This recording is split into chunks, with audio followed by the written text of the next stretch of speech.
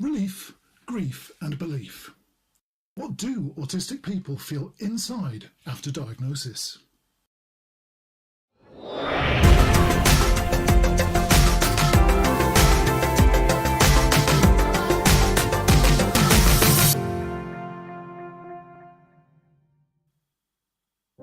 Following any big change in life, marriage, moving house, losing a loved one, we all go through stages of emotion as we adjust to the new world we're living in. The understanding that we're on the spectrum is no different. There are a number of emotions we will likely feel which will affect how we perceive ourselves and others.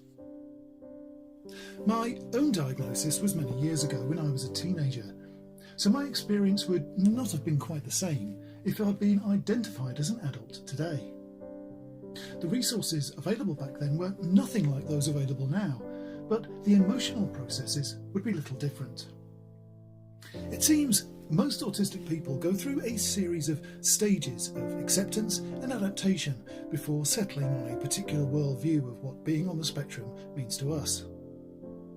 Whether that perception is optimistic or pessimistic will be influenced by our background, our location, our past experiences, and the type of difficulties we face. Obviously, everybody's experience and feelings are unique to them alone.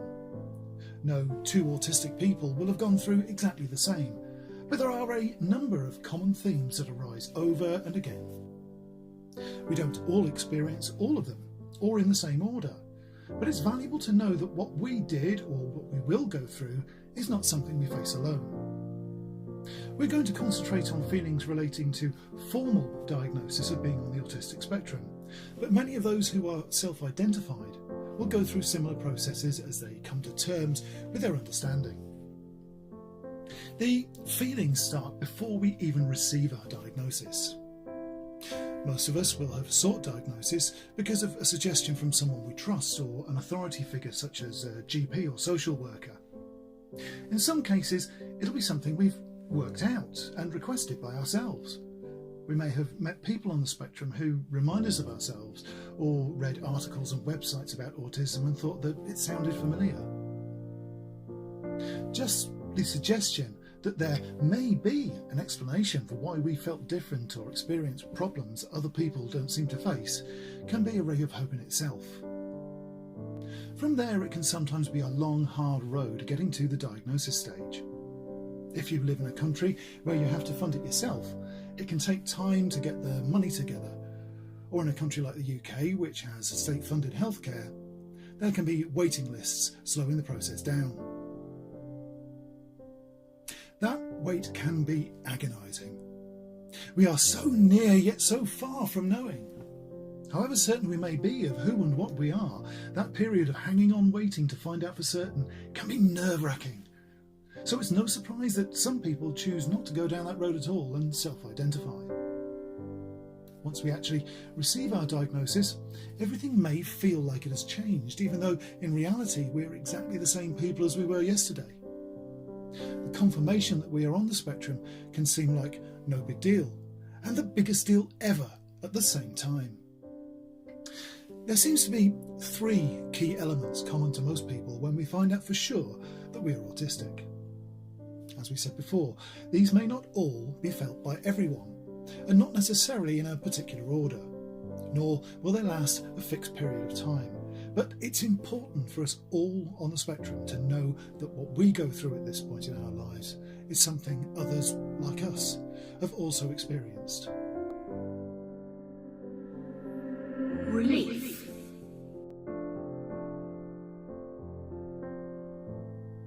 It's almost inevitable that on receiving a diagnosis we should feel some sense of relief. There is a profound perspective we gain that puts so many aspects of our lives into place. It's common for undiagnosed aspects to go through life aware that there is something about the way we see and interact with the world that seems different. We're not always interested in the same things. We make our own minds up rather than follow popular opinion, or we may have an unusual sense of humour. We become familiar with people giving us quizzical looks or becoming agitated with us for reasons we don't comprehend. We might even have been on the receiving end of unkind comments or been bullied by fellow students or co-workers. The feeling of being isolated and different, a stranger in a strange land, is all too common. We go through periods of depression or anger because we don't understand what we are doing wrong. We try to compensate, to mingle and fit in, but it doesn't always work. Once we receive a diagnosis, many of these aspects of our lives which have caused us to feel negatively about ourselves suddenly come into sharp focus. We see clearly for the first time that it's not just us. We're not lazy, antisocial, stupid, uncooperative or controversial. We're autistic. All those years of effort, maybe even self-loathing, not knowing why we just didn't seem to get it like other people, and not understanding why our best attempts to fit in often failed, are explained in one simple word: autism. The emotional wave that comes over some of us is a joy and relief such as we have never felt before. Life can start afresh with new knowledge and understanding of who and what we are. We realise that there are others like us in the world. There are laws in place that may help us to reduce our challenges. There are books we can read, videos we can watch, and communities of similar people to interact with and learn from. We have stepped into a whole new world with new horizons based on revised expectation of who we can be. We are liberated. Grief.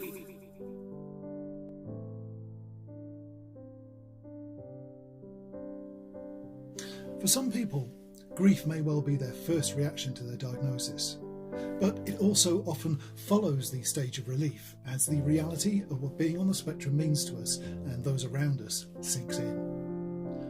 On occasion, it will be triggered because we've told someone close to us, and they did not react in the constructive way we had hoped for. It could be a friend, a colleague at work, or a loved one. We tell them of our relief at our new knowledge and try to share with them how it puts so many things into perspective, but they don't share our joy. They may try to trivialise it, claim not to believe it, or even suddenly change their attitude towards us. If they have a negative perception of autism, their behaviour towards us might have markedly changed. They may start labelling things we do as typically autistic, when you know they're not. They may even accuse us of acting more autistic since our diagnosis, or in some cases, that we are using autism as an excuse for any number of imagined sins. Losing a friend is very disappointing, and it can start a train of thought which undermines the elation we may have initially felt. It's likely that once we know for sure, we will learn more about the spectrum and what other people like us go through. We find out about strategies for coping which are useful to us, but we also hear more and more about aspects of autism we hadn't previously thought of, things we hadn't related to being autistic. We start to wonder if there are other things we've missed which are making our lives more difficult.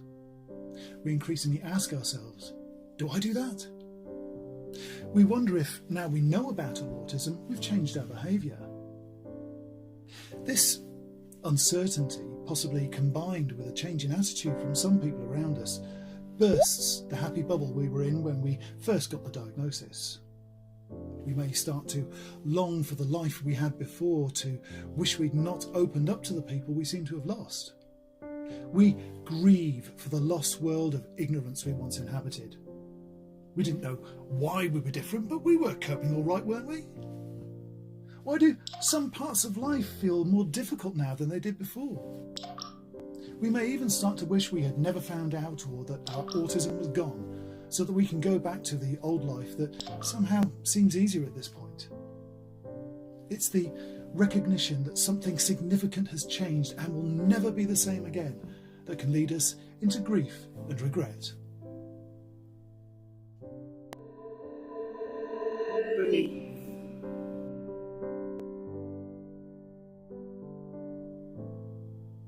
We can neither float on a cloud of relief nor wallow in the pits of grief forever. Eventually, we have to get a grip and return to a more practical and balanced state of mind. Now we know what we are, it's time to start rebuilding who we are. It's at this point that many of us start to reach out to find others like us and to learn as much as we can about the spectrum. There are so many resources available to autistic people today thanks to the internet. Videos like this, blogs and podcasts, and ebooks we can buy and be reading within moments. There are also diverse autistic communities we can join and talk to people like ourselves from all over the world, from the specific forum sites to social media groups on platforms like Twitter and Facebook. We begin to learn that there are ways in which we can help one another, and that there is strength in sharing our experiences. We come across discussions about coping strategies and how to manage our lives and our emotions when things become difficult. We realise that many of these techniques we had already worked out for ourselves and were using successfully before we were even diagnosed. We also may become more aware of the benefits we gain from our autistic view of the world, what we on this channel call our Autistamatic side. We realise that the intense focus many of us bring to bear on things that interest us can actually be a huge asset, allowing us to learn more quickly. Our eye for detail and patterns means we won't recognise external signals other people often miss until it's too late. We may be calm in a crisis when others are losing their heads, might devise logical solutions that only we can see, or our heightened senses may allow us to pick up things from our environment that other people aren't aware of. Once we start to recognise our Autistamatic qualities, it becomes clear to us that our autism may not be an affliction. It is a part of who we are. If we didn't have the social awkwardness, we may not have our logical thinking. If we were more gregarious and popular, we might not be able to focus on our interests so deeply and satisfyingly. The longer we think about it, the more we may realise that our neurodiversity balances out the negatives with positives that we're grateful for. Once we reach this point, if indeed we do, it becomes apparent to us that our autism is not actually the problem. The way our autism is viewed by those around us is what causes our difficulties in the main. We realise that all it takes is a better standard of knowledge and understanding in the wider world of the duality of neurodiversity for us to be accepted and understood. We begin to believe in ourselves as part of a community of people who share a set of similar traits.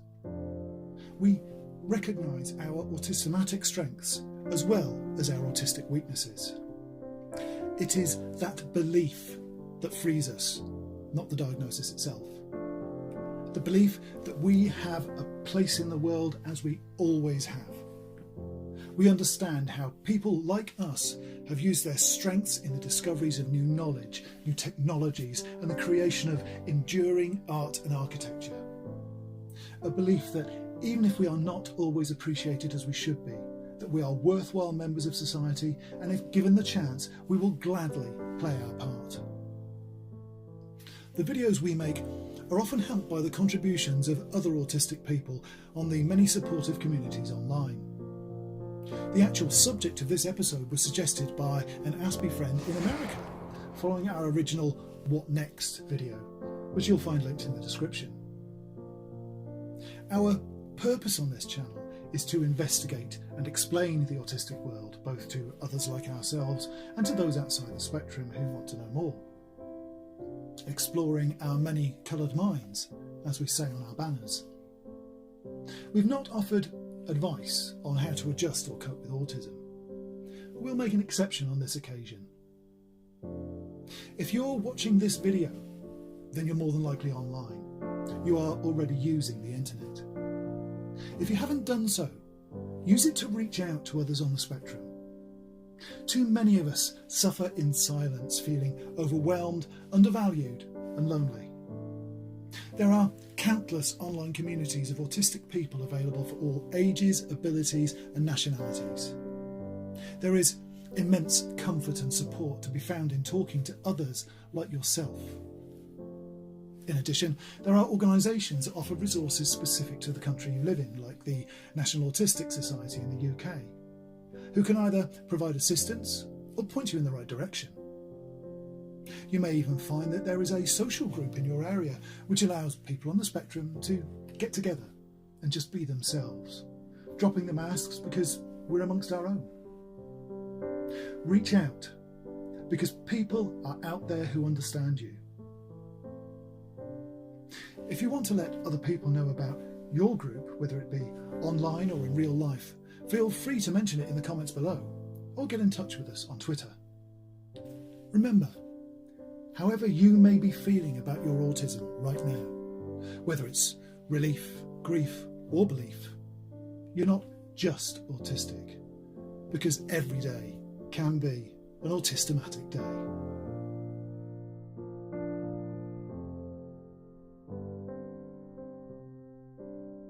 If you would like to join us on our exploration of Asperger's and autism and the way it continues to colour the lives of adults and young people throughout life, then please like our videos, subscribe to our channel, and click the notification bell to be kept up to date with new content. Please feel free to comment below if you want to share your own personal experiences or ideas.